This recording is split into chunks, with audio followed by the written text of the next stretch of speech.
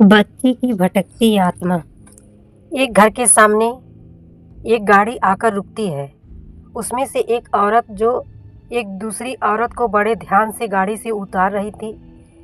उस औरत ने दूसरी औरत से कहा, आओ भाभी, थोड़ा संभल कर आना। दूसरी औरत के हाथों में एक बच्चा था, जिसे देखने से यह पता चल रहा था कि उसका जन्म कुछ दिन पहले ही हुआ था और वो औरत शायद अपने बच्चे के साथ हॉस्पिटल से अपने घर पहली बार आई थी। घर की दहलीज पर उसे उसकी सास पूजा की थाली लिए खड़ी दिखाई दी, जो मुस्कुराते हुए उसके और उसके बच्चे की ओर देख रही थी। वो सभी घर की दहलीज पर जाते हैं। उसकी सास उसकी आरती उतारती है और उसे कहती है, बहू अंदर आओ और हमारे घर की रौनक को बढ़ाओ, जो इस दिन का इतने दिनों से बेसब्री से इंतजार कर रहा था। इसके बाद वो औरत अपने बच्चे के साथ अपने घर के अंदर प्रवेश करती है और वहीं पास में व्हील चेयर पर बैठे एक बुजुर्ग के पैरों को छूती है, जो उस औरत का ससुर था। वो उसे आशीर्वाद देता है और कहता है, सदा खुश रहो बेटी, भगवान तुम्हारे और तुम्हारे बेटे को लंबी उम्र दे। तभी उस औरत का पति गाड़ी को पार्किंग करके वहां आता है और कहता है, माँ, पड़ोसियों को मिठाई बांटनी है, तो कौन सी मिठाई लेकर आऊं? यह सुनकर उसकी माँ तो नहीं, पर उसकी बहन कहती है, भैया कोई ज़रूरत नहीं है महंगी मिठाई लाने की, पड़ोसी होते ही हैं फ्री का खाने वाला, हमारी ही मिठाई खाएंगे और हमारी ही बुराई करेंगे। फिर उसकी माँ भी उसकी हाँ में हाँ मिलाती है और कहती है, हाँ बेटा, रवि पूनम ठीक कर रही है, ज़्यादा खर्चा करने की कोई ज़रूरत नहीं है।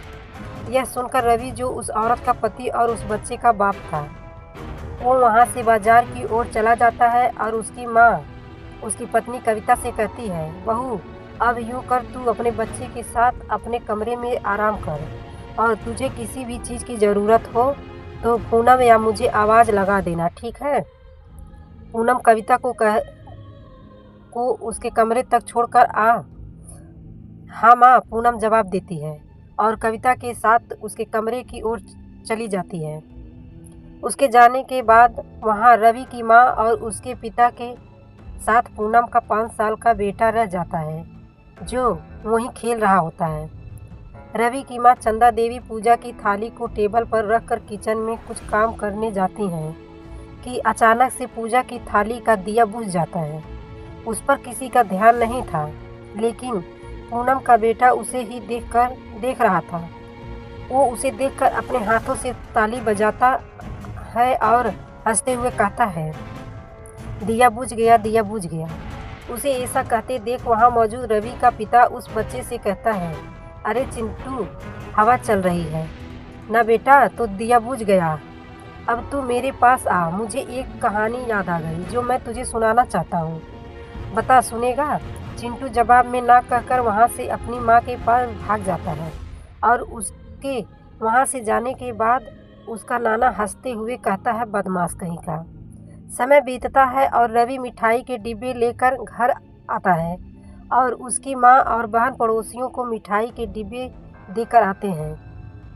वो दोनों जब घर आती हैं तो उनके चेहरे पर अजीब सी खुशी होती है, मानो उन्होंने कोई इलेक्शन जीत लिया हो और उनके विरोधी और कोई नहीं बल्कि उनके पड़ोसी हों। वो दोनों अपने घर में लड़का होने से बहुत ज़्यादा खुश थे। चंदा पूनम को कहती हैं, पूनम बेटी, जा अपने लिए और मेरे लिए चाय बना ले, बहुत थक गए आज तो। हाँ माँ, आपने ठीक कहा, मैं अभी बना कर लाती हूँ। तभी अंदर से उसके पिता की आवाज़ आती है, पूनम बेटा, एक कप मेरे लिए भी। यह सुनकर उसकी माँ चंदा कहती है, हाँ हाँ, कुछ और ख्वाहिश हो तो वो भी बता दो। डॉक्टर ने कितनी बार कहा है कि चाय नहीं पीनी, लेकिन इन्हें तो अपने मन की ही करनी है। मुझे कुछ नहीं होगा, रवि के पिता दिलीप सिंह ने जवाब देते हुए कहा। कुछ देर बाद पूनम चाय लेकर आती है और अपनी माँ और अपने पिता को चाय देती है।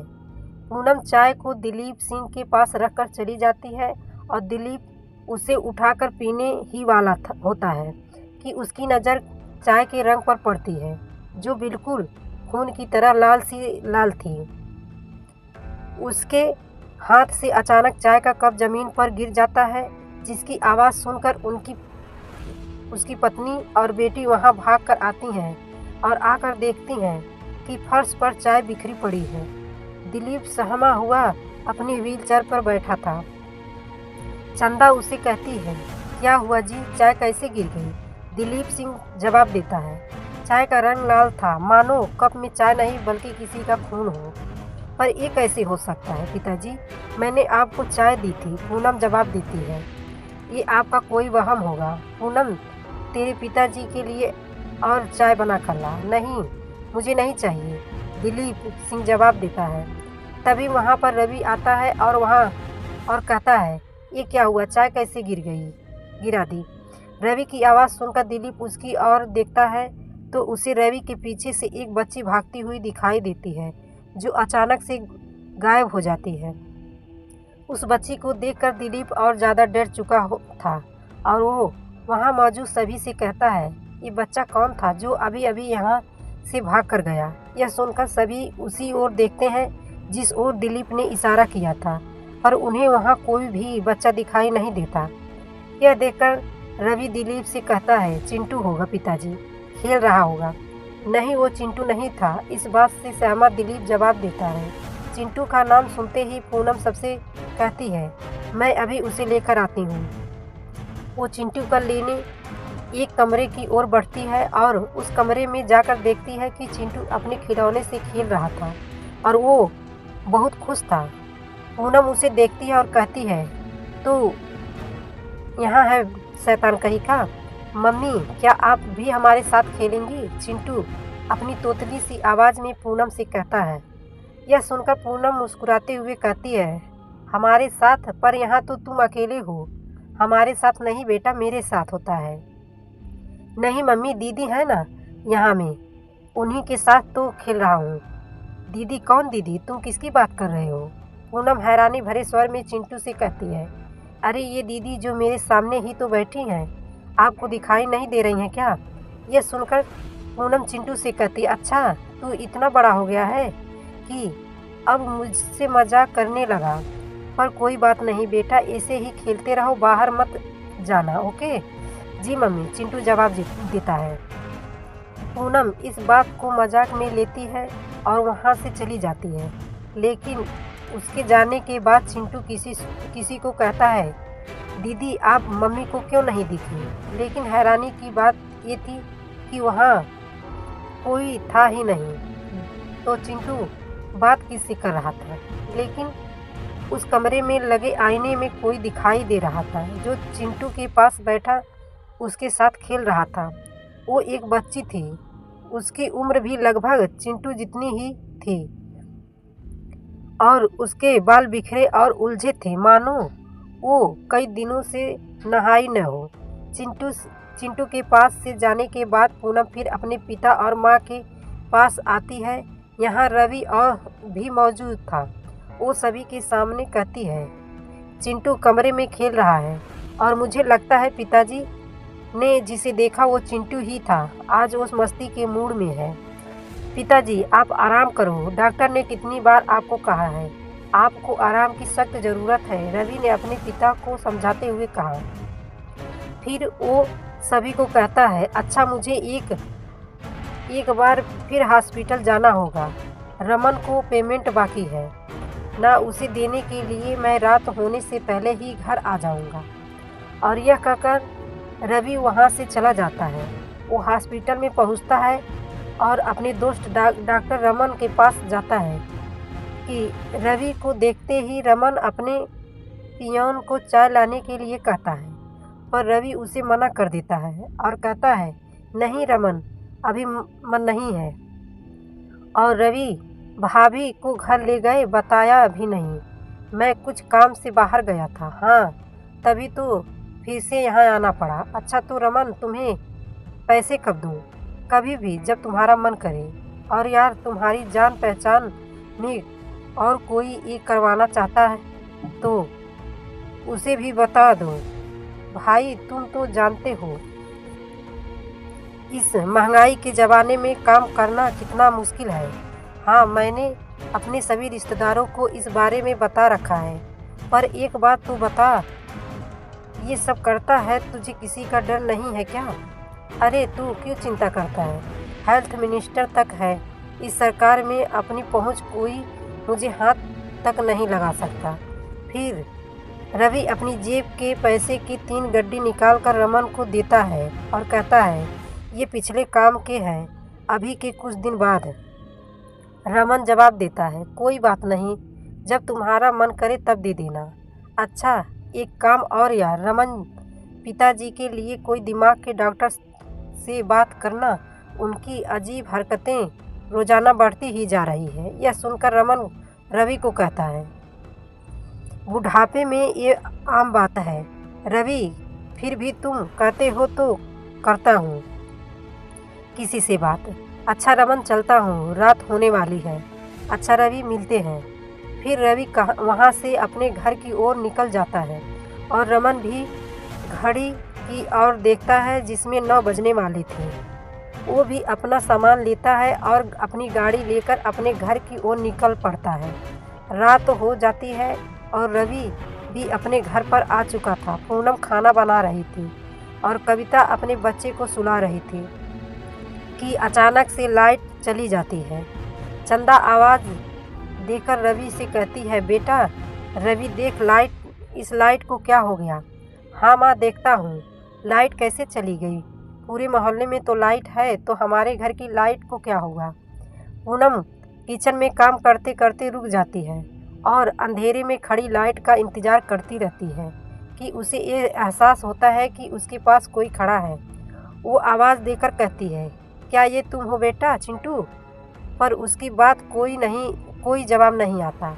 ये देखकर वो वहीं पर रखे अपने मोबाइल फ़ोन को ढूंढती है और उसकी टॉर्च को ऑन करती है और उसकी रोशनी में देखती है कि उसे कोई दिखाई नहीं देता।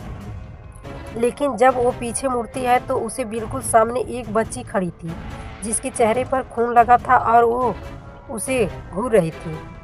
उससे देखते ही पूनम के मुंह से चीख निकलती है और अचानक से लाइट आ जाती है जो रवि ठीक कर रहा था। सभी को उसकी चीख सुनाई देती है और चंदा और रवि किचन की ओर भागते हैं और जाकर देखते हैं कि पूनम बेहोश ज़मीन पर पड़ी हुई थी।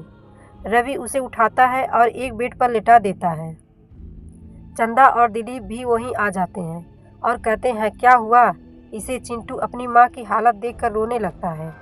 दिलीप उसे कहता है, कुछ नहीं हुआ बेटा, डर मत, तेरी माँ को कुछ नहीं हुआ। चंदा पूनम के चेहरे पर पानी का छिड़काव करती है तो पूनम को धीरे धीरे होश आता है और वो अपनी आंखें खोलती है। आंखें खोलते ही उसे वही बात याद आती है और वो डर कर अपनी माँ से लिपट जाती है। यह देखकर चंदा उसे कहती है, बेटी क्या हुआ? क्या हुआ पूनम, बात क्या? माँ किचन में कोई है? कौन है? तू इतनी डर क्यों रही है और तेरा शरीर भी आग की तरह तप रहा है, हुआ क्या है? उसकी माँ उससे पूछती है। यह सुनकर रवि किचन में जाता है और वहाँ देखता है पर उसे कोई दिखाई नहीं देता। वे वापस उन सभी के पास आता है और कहता है, कौन है किचन में? मुझे तो कोई नहीं दिखा, तुम सबको क्या हो रहा है? रवि गुस्से से कहता है। भाई वहाँ एक बच्ची थी, कहती है पूनम डरी हुई आवाज़ में। बच्ची कैसी बातें कर रही हो तुम? और तुम उस बच्ची से इतनी डरी हुई हो?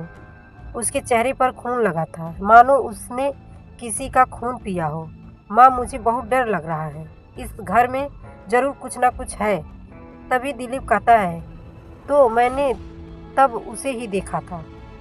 हाँ पिताजी आपने ठीक कहा, शायद आप ठीक कह रहे थे, आपने उसे ही देखा होगा, पूनम जवाब देती है। यह सुनकर चंदा कहती है, हे भगवान ये सब क्या हो रहा है? आज ही हमारे घर पर हमारा पोता आया और आज ही ये सब होने लगा।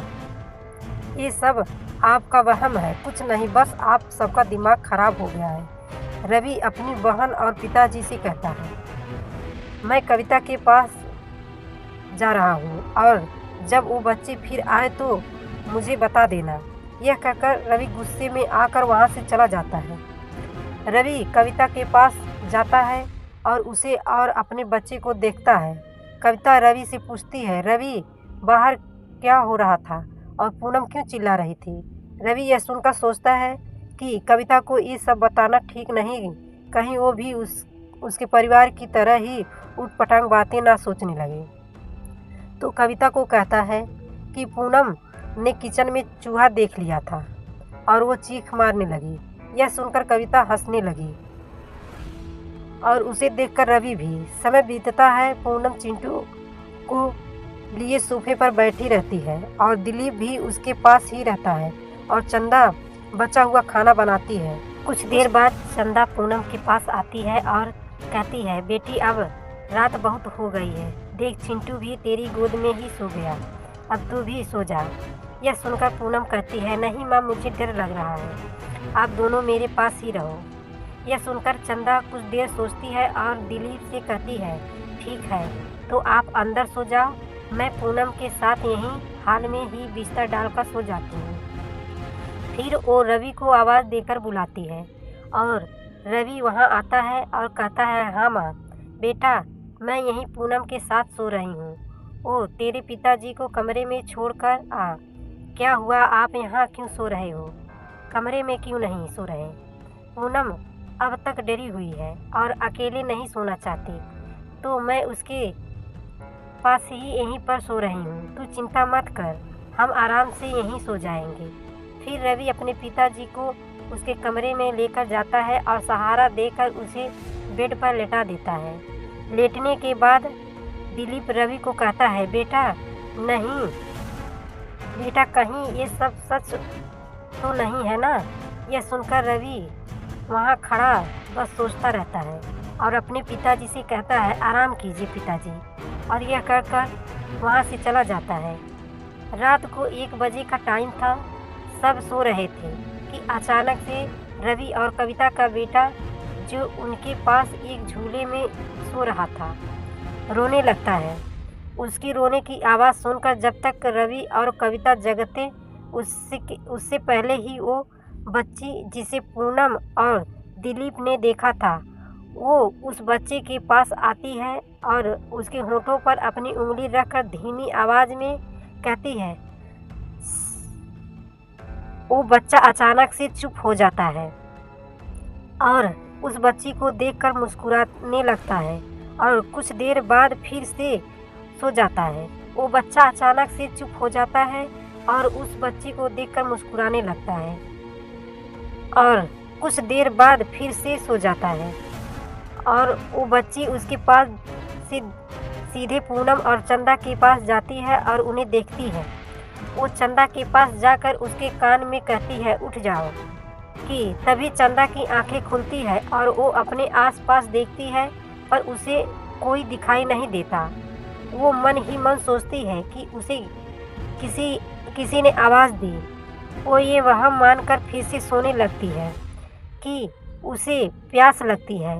वो पास रखे पानी के जग को उठाती है और वो खाली होता है। वो उसे लेती है और किचन की ओर चली जाती है और किचन में पहले पानी पीती है और उसके बाद उस जग में पानी भरकर फिर से वापस अपने सोने की जगह पर आती है और अपनी जगह पर लेट जाती है कि तभी वो बच्ची अचानक से उसके पास आती है और लेटी हुई चंदा की छाती पर बैठ जाती है। यह देखकर चंदा की सांसें फूल जाती है और डर के मारे उसके मुंह से एक लफ्ज़ भी नहीं निकलता और उसके माथे से पसीना निकलने लगता है और वो बच्ची चंदा के चेहरे के पास अपना चेहरा लाती है और अपने मुंह से अपनी जीभ को निकालती है, जो आम लोगों से कहीं लंबी थी, और चंदा के चेहरे पर घुमाती है। चंदा इतनी डरी हुई थी कि वो अपने पास सोई हुई पूनम को भी आवाज़ देकर जगा नहीं पा रही थी और वो बच्ची मानो उसके साथ खेल रही हो। अचानक से वो बच्ची रुकती है और चंदा की आँखों में देखती है और चंदा उसकी आँखों में, और अचानक से वो बच्ची चंदा की गर्दन को अपने दांतों में जकड़ लेती है और चंदा का दर्द चीख बनकर उसके गले से बाहर निकलता है।